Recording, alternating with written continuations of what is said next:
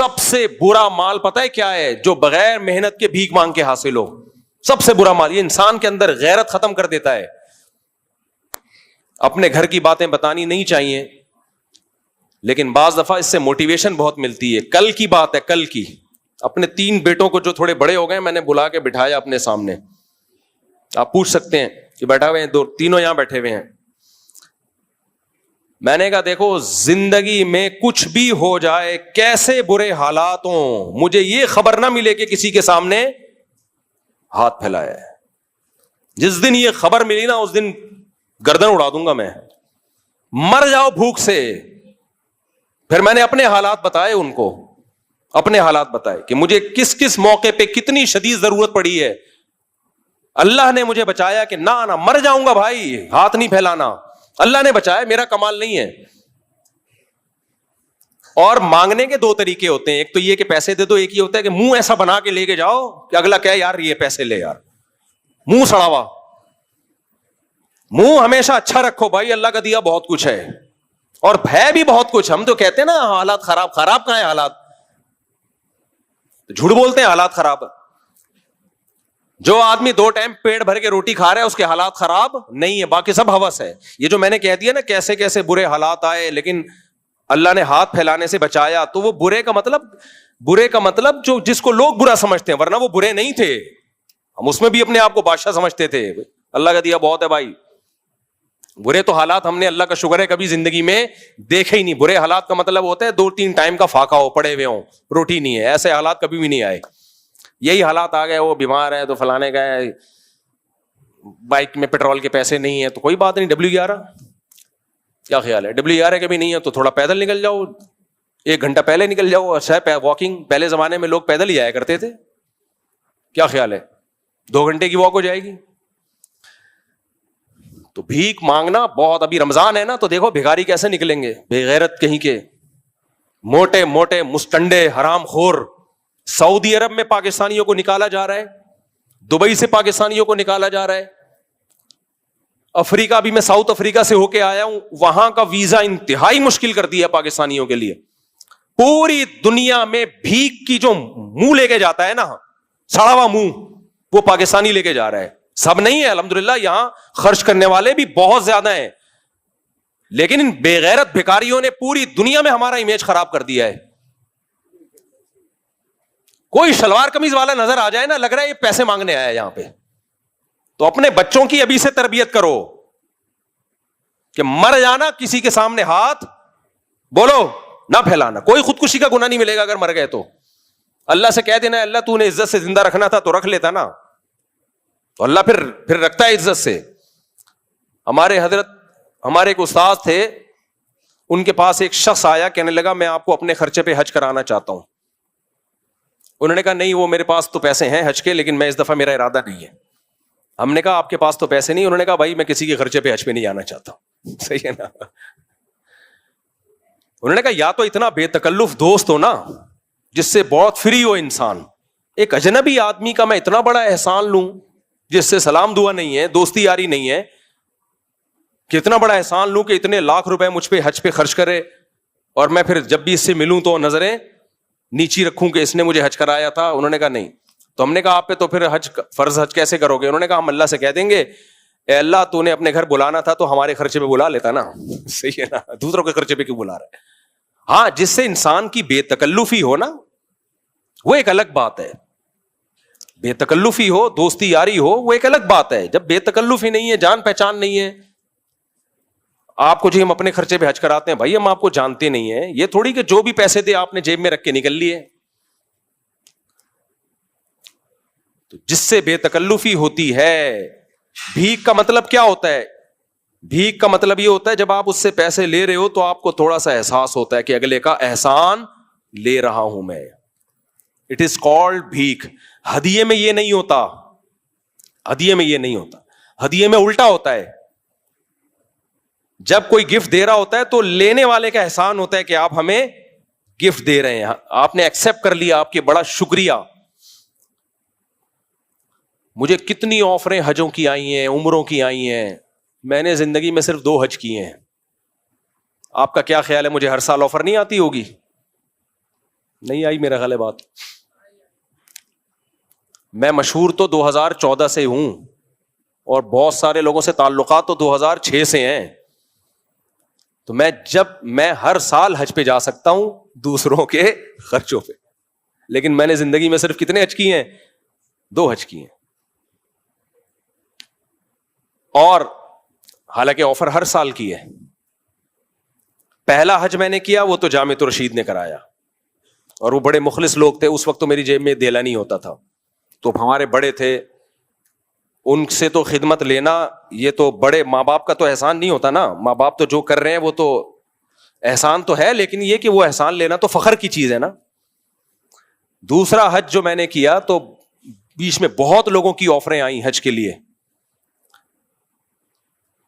ایک چیز تو یہ تھی, بھائی میں آپ کو جانتا نہیں ہوں, بے تکلفی نہیں ہے, میں کیوں آپ کا احسان لوں. دوسری چیز یہ کمرشلائز یوز. حج کی جو بڑی بڑی ایجنسیاں ہیں وہ مشہور لوگوں کو لے کے جاتی ہیں کہ آپ کو ہم فری میں لے کے جائیں گے, لیکن آپ نے ہمیں پروموٹ کرنا ہے. جانے والے جاتے ہیں, مجھے ان پہ کوئی اعتراض نہیں ہے. میں نے کہا بھائی میں کمرشل یوز نہیں ہوگا. بھائی یہ کوئی ناجائز ہے؟ بھائی ناجائز نہیں ہے, یہ علماء کے وقار کے خلاف ہے کہ اللہ کا رسول کا نام دنیا میں بیان کر کے آپ نے اپنے آپ کو مشہور کیا, اب آپ اس شہرت کا منجن بیچنا شروع کر دیں. سمجھ رہے ہو کہ نہیں سمجھ رہے؟ جو لوگ مجھے ہوٹلوں کے افتتاح کے لیے بلاتے ہیں سب فری پھوکٹ کے ہوتے ہیں, ورنہ مشہور آدمی کہیں ریبن کاٹنے جائے نا تو کئی لاکھ روپے اس کا ہدیہ ہوتا ہے. سمجھ رہے ہو؟ اور اگر مجھے کوئی کہہ دینا کہ آپ ہمارے ہوٹل کا افتتاح کرنے کے لیے آئے 25 لاکھ روپے آپ کو ملیں گے, اس کا مطلب قیامت تک کے لیے اس نے افتتاح کرنے پر پابندی لگا دی. اب میں نہیں کہوں گا, اس لیے کہ ہمارے حضرت فرمایا کرتے تھے کہ پیسہ کمانے کا ناجائز طریقہ بھی اختیار نہ کرو, نامناسب طریقہ بھی اختیار نہ کرو. یہ ناجائز تو نہیں ہے لیکن نامناسب, علماء کے وقار کے خلاف ہے یہ کہ آپ کسی کے جنرل اسٹور پہ جا رہے ہیں, وہاں سے 2 کھجوریں کھا رہے ہیں. وہ جدہ میں ہمارے ایک دوست ہیں, ان کا بہت زبردست جنرل اسٹور ہے, بڑے کروڑ پتی آدمی ہیں وہ.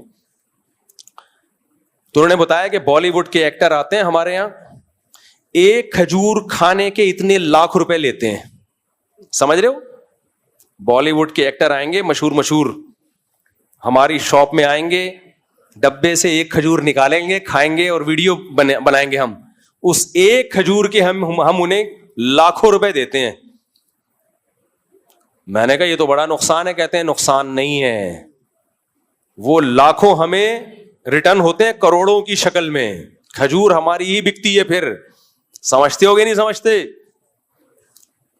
تو میں بھی ایسا کر سکتا ہوں کہ 2 کھجوریں میں کھا لوں اور میں یہ بول دوں کہ آپ کھجوریں کس سے خریدا کرو؟ ان سے. میری تو زندگی بھر کی کھجوریں فری, اور اس کا بیڑا غرق, کیونکہ 4 گھر اور 19.25 کی کھجوریں بہت آپ کے سمجھ سے بالا تر ہیں. اب بچے ہو آپ, سوری میں معذرت چاہتا ہوں, میں نے آپ لوگوں سے ایسی باتیں کی جو آپ کے مینٹل لیول سے, اب 1 2 بچوں کے ساتھ یہ باتیں سمجھ میں نہیں آئیں گی. 1 بیوی 2 بچوں کے ساتھ یہ باتیں, ایک بیان صرف بالغوں کے لیے رکھوں گا میں. اصل میں بہت آگے چلا جاتا ہوں میں آپ کے مینٹل لیول سے. جب زیادہ آگے کی باتیں ہوتی ہیں نا تو پھر سمجھ سے بالا تر ہو جاتی ہے. 19.25 کا مطلب یہ سمجھیں گے ہی نہیں. ایک جگہ میں نے کہیں بیان میں کہا 19.25, تو نیچے کسی نے کمنٹ میں تھوڑے دن پہلے تو 16.5 تھے. کچھ تھوڑے دن پہلے تو 16.5 تھے, یہ 2-3 سال میں 19.25 کیسے ہو گئے؟ تو وہی بات ہے, نابالغ لوگوں کی سمجھ میں یہ باتیں 1 بیوی 1 2 نہیں آئیں گے سمجھ میں. جب زیادہ بیویاں ہوں تو پھر بولیں گے 16.5 سے 3 سال میں صرف 19.25. پھر یہ جس دن یہ ذہن بن گیا نا, میں سمجھوں گا آپ کی سمجھ میں میرا بیان آنے لگا ہے. جس دن یہ ذہن بن گیا کہ یار چند سال پہلے 16.5 اور 3-4 سال کے بعد صرف 19.25, تو یہ جب یہ سوچ بن گئی آپ کی تو میں بولوں گا اب الحمدللہ آپ جو میں ذہن بنانا چاہتا ہوں وہ ذہن الحمدللہ بن گیا ہے. لیکن ابھی بھی زیادہ تر لوگوں کی سمجھ میں نہیں آ رہا ہے کہ کیا کہ خیر چھوڑو, نہیں آئے سمجھ میں, قیامت کے دن سمجھ میں آ جائے گا انشاءاللہ. اچھا ہم جلدی سے بات کو سمیٹ کے ختم کرتے ہیں. تو بات یہ چل رہی تھی کہ ہاں تو میں یہ عرض کر رہا تھا کہ یہ جو ہاتھ پھیلانا ہے نا یہ بہت بری عادت ہے, بہت بری. اللہ کی عادت ہے جس نے ایک دفعہ ہاتھ یوں کیا گیا ہمیشہ کے لیے. تو اپنے بچوں کو کل میں نے بٹھا کے تھوڑے تھوڑے سمجھدار ہو رہے ہیں نا, پر نکلنا شروع ہو رہے ہیں, یہ کام نہیں کرنا بھائی, یہ کام نہیں کرنا.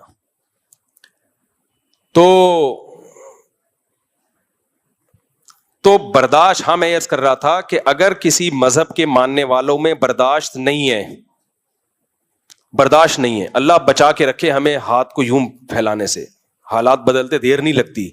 تو میں اللہ سے دعا مانگتا ہوں کہ اے اللہ تو نے آج تک ہاتھ ایسے نہیں کیا, آئندہ بھی بچا, اور کوئی آزمائش میں نہ ڈال ہمیں. جیسے کھلا پلا رہا ہے ایسے ہی کھلاتا پلاتا رہے, ہمیشہ سے کھلایا اب بھی کھلاتا رہے. ایسے حالات ہی نہ مانگا کرو اللہ تعالیٰ سے کہ لوگوں کے سامنے ہاتھ پھیلانے پڑے. تو میں یہ بتا رہا تھا کہ پوری دنیا میں پاکستانیوں کو بین کیا جا رہا ہے. وجہ کیا ہے؟ بھیک مانگ مانگ کے نا. ایک عربی کا واقعہ نہیں, ایک بیٹھا ہوا تھا پاکستانی حرم میں, تو ایک عربی نے آ کے نا اس کو نوٹوں کی گڈی تھمائی. تو وہ پاکستانی غیرت مند تھا, اس نے بولا بھائی میں کیوں مجھے پیسے دے رہا ہے, بے غیرت ہوتا تو رکھ کے نکل لیتا. چھوڑو یار کیا کرنا ہے. تو غیرت مند پاکستانی تھا, اس نے عربی کو بولا بھائی کیوں دے رہے ہو مجھے؟ اس عربی نے بولا زکات زکات. تو اس نے بولا میں زکات کا مستحق نہیں ہوں. پاکستانیوں میں جو سخی لوگ ہیں بڑے خاندانی, مسجد نبوی میں آپ رمضان میں دسترخوان دیکھو, نام بھی پتہ نہیں ہوتا, بس اتنا پتا ہوتا ہے کسی پاکستانی کا دسترخوان ہے یہ. تو ایسے غیرت مند بنو بھائی, تمہاری ملک کا نام دنیا میں روشن ہوگا. تو وہ کیا ہے کہ اس پاکستانی کو آ کے دیے تو پاکستانی نے واپس کر دیے. ریال کی گڈی ویسے بھی بڑی زبردست گڈی ہوتی ہے, تو واپس کر دی. اس عربی نے بولا زکات رکھو. اس نے بولا بھائی میں غریب نہیں ہوں. اس نے کہا کہ نہیں رکھو رکھو رکھو. بولا بھائی میں غریب نہیں ہوں, میں زکات کیوں لوں یار, تیری زکات ادا نہیں ہوگی. اس نے کہا نہیں نہیں رکھو رکھو, زکات ہے زکات ہے. شلوار قمیض سے اس عربی نے پہچانا کہ یہ پاکستانی ہے. تو جو دیکھنے والا اس واقعے کو تھا اس نے مجھے بتایا کہ جب پاکستانی نے بار بار کہا نا کہ میں غریب نہیں ہوں تو مجھے کیوں دے رہا ہے, تو اس عربی نے بولا کلو پاکستانی غریب مسکین. غریب کو مسکین کہتے ہیں عربی میں, کلو پاکستانی مسکین.